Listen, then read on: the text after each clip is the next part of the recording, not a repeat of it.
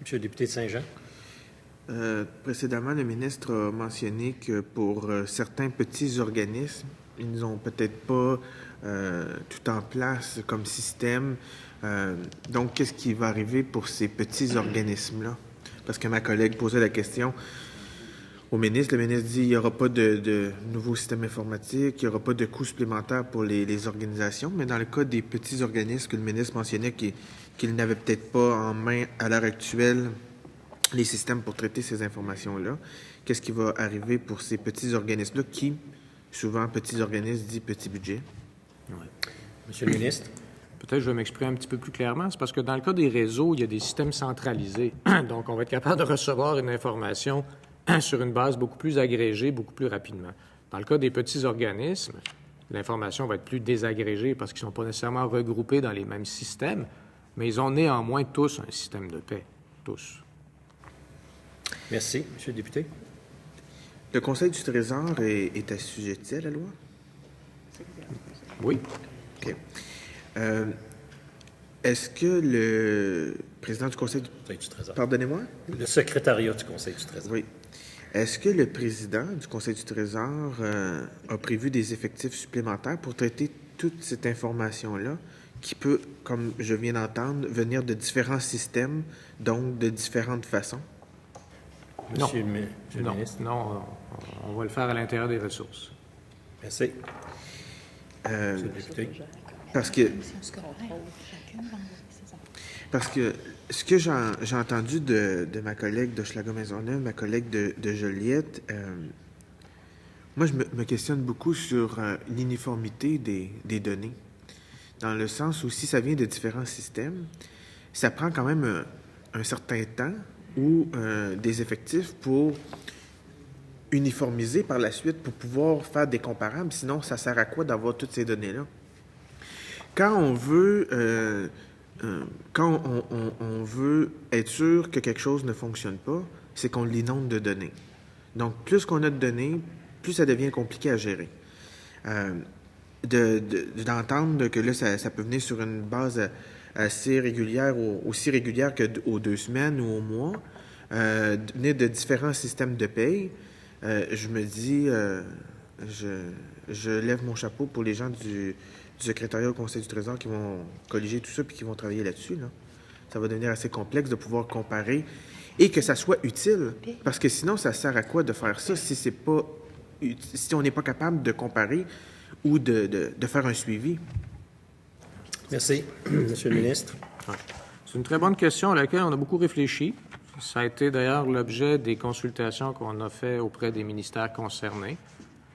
Et ultimement, on ne va pas se lancer, surtout pas au niveau des organismes eux-mêmes, dans des savants calculs d'équivalent temps complet, mais les systèmes de paie nous donnent les heures rémunérées.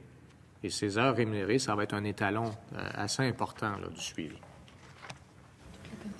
Merci. Monsieur le député. Fait que, ce que je comprends, la donnée la plus importante que le ministre veut avoir, c'est le nombre d'heures payées pour les gens qui vont travailler dans tous les ministères et dans les organismes. C'est vraiment la donnée là, qui tient le plus à cœur. C'est ce que je comprends. Est-ce qu'il y en a d'autres? Monsieur le ministre. Bien, c'est une donnée qui va être facile à extraire, qui va être très uniforme. On a le même souci là, que vous avez évoqué de l'uniformité des données. Et on va avoir aussi le nombre de personnes à qui les paies ont été versées. Alors, on aura les informations requises là, pour voir l'évolution des effectifs. Ce qu'on ne veut pas, c'est que chacun se mette à faire son propre calcul de TC puis nous fasse un rapport qui, ça, serait plus laborieux. Mais par contre, les systèmes de paie vont nous donner les heures rémunérées, vont nous donner le nombre de personnes qui ont été rémunérées en vertu de ces heures, etc. Et ça va être comparable dans l'ensemble des réseaux. Merci. Monsieur le député. Qu'est-ce qui arrive si... parce que là, ces deux informations-là que le ministre vient de nous donner, c'est assez simple, puis ça peut être assez uniforme, du moins un nombre d'heures, puis un nombre de personnes à qui on remet un chèque. Dans le cas où le ministre ajoute d'autres éléments, ou que certains ministres, parce qu'au fond, ça devient chaque ministre va avoir peut-être la géométrie variable dans la collecte des données de son ministère ou dans les organisations qui relèvent de lui. Qu'est-ce qui arrive si ça vient en contradiction avec... si c'est plus fréquent que la volonté du Conseil du Trésor, c'est une chose, mais est-ce que ça peut être moins fréquent que la volonté du Conseil du Trésor? Monsieur le ministre? Ben, d'un, sur la géométrie variable, non, parce que les ministres vont préciser, vont être en communication avec les organismes qui sont sous leur responsabilité. Ils vont transmettre le besoin en information. Ils vont les recevoir. Ils vont nous les transmettre ensuite au Conseil du Trésor. Mais c'est le Conseil du Trésor qui va déterminer la périodicité puis les informations demandées, en consultation avec les ministères concernés. Est-ce que ça peut être moins fréquent? On va demander une fréquence qui nous permet de suivre l'évolution des effectifs. Et les systèmes de paie, en général, dans notre société, c'est des paies aux 2 semaines. Donc, de façon générale, on va être capable là, d'y aller au mois minimalement.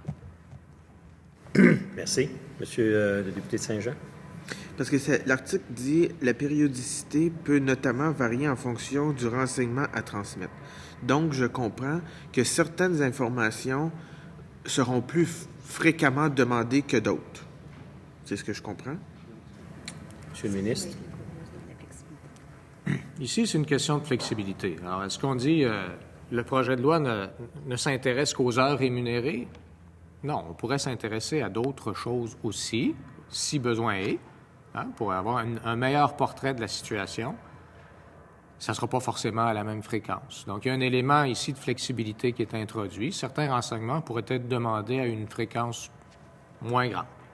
Certains renseignements. Mais les renseignements fondamentaux pour suivre de près l'évolution des effectifs, compte tenu qu'elles vont être extraites des systèmes de paie, une fréquence mensuelle devrait être probablement considérée. Merci. Monsieur le député de Saint-Jean? Il arrive quoi si un organisme, un ministère n'envoie pas ces données? Monsieur le ministre? Je vous pose la question. Bien, on mise sur la collaboration. On va rappeler à l'ordre, mais on s'attend à la collaboration de tout le monde. Là, la loi va demander des choses et puis on s'attend à la collaboration de tout le monde. Merci.